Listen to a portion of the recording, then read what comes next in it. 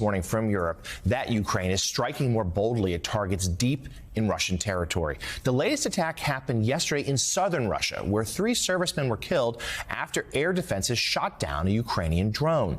The long-range attacks have reportedly hit airfields in the heart of Russia, potentially complicating Moscow's campaign of aiming cruise missile strikes at Ukraine's energy grid.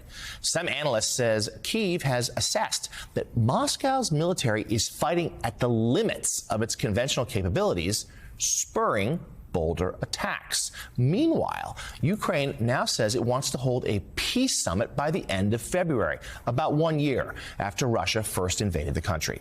It's with the goal of ending the war, but without the participation of Russia. According to the Associated Press, Ukraine's foreign minister hopes the summit will take place at the United Nations, with Secretary General Antonio Guterres as possible mediator. He emphasized the only way Russia will be invited to the summit is if Moscow is first prosecuted for war crimes in an international court. He also says Ukraine will do whatever it takes to win the war this upcoming year. Joining us now to talk about this is former U.S. Ambassador to Ukraine, Bill Taylor, and President of the Council on Foreign Relations, Richard Haass. Mr. Ambassador, let's start with you with that idea of a peace summit, greeted with some real skepticism that it could be successful if Russia's not involved. But what do you read into the offer at its face value, but also what it's telling us about the state of the war? Well, John, President Zelensky made this point when he was here, when he was in Washington last week. He mentioned something about a peace summit, and they apparently had a conversation during their discussion with President Biden. So this has been out there. Clearly, the Ukrainians want to demonstrate that they're willing to have conversations when certain things have happened. That is, when the Russians have gotten out of their country. They do not want to cede to Russia territory, land, part of their country, to reward the Russians for invading. So this is the basis for their suggestion on a peace summit. So, Richard, let's get you to weigh in on this as well. The Americans and Western allies have been clear that there won't be any talk of peace, of bringing this war to conclusion, unless Kyiv says they're on board. Well, Kyiv is sort of suggesting they're on board, but with, a requirement for a peace talk that seems unlikely if Russia's not going to participate, and they're not going to be probably prosecuted for war crimes between now and February. So what do you think of this, and where does it tell you where Kyiv's head is at the moment in terms of how they see this war almost a year in?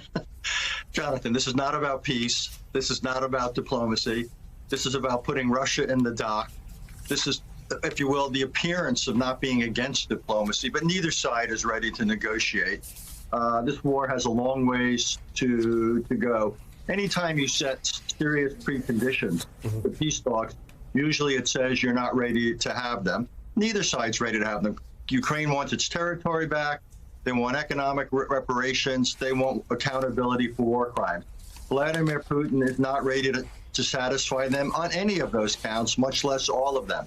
So this war is going to go on, and this is simply a way to appear to be in favor of peace rather than to be serious about it.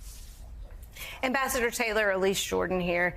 You know the situation in Ukraine and all of the players, as well as anyone on the world stage.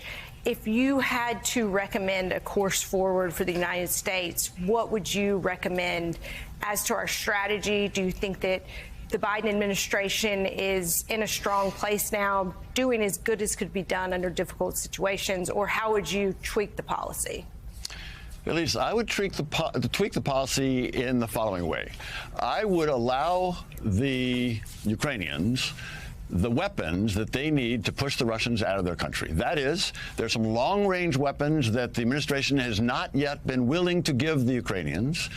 There are other weapons that they need to be able to defend themselves against these air attacks. Again, the Russians are attacking civilian targets, not military. They're losing on the ground and on the military side. The only thing they can do is attack undefended infrastructure, energy infrastructure, so that the Ukrainians are cold and thirsty and freezing during the winter. This is the only thing the Russians can do. So I would allow the Ukrainians to have the air defense that they need and the long-range weapons that they need to go deep into the Russian occupied part of Ukraine, and the Ukrainians can then push the Russians out. They also need things that they don't yet have, which are tanks and aircraft, and that's the tweak I would make.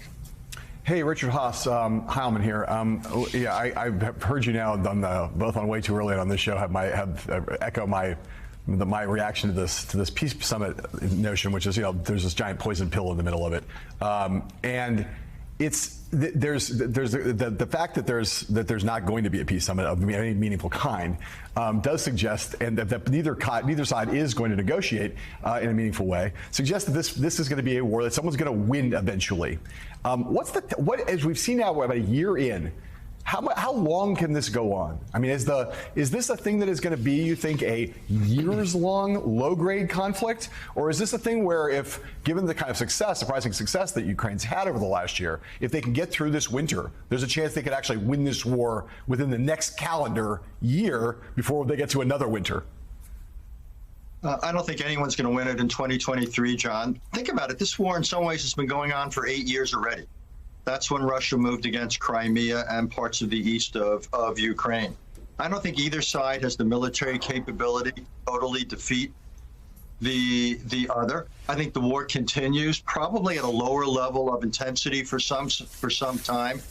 And my guess is it only stops when either Putin decides it's less costly for him to almost do. Remember Senator Aiken declaring victory in Vietnam? At some point, he decides it's better to declare victory than face a total loss, maybe. More likely till Putin's no longer in power. So I actually think this war goes on for years and becomes the backdrop to Europe for a long time to come. Sorry to be so pessimistic in this post-Christmas moment, but I think that's probably the cold reality.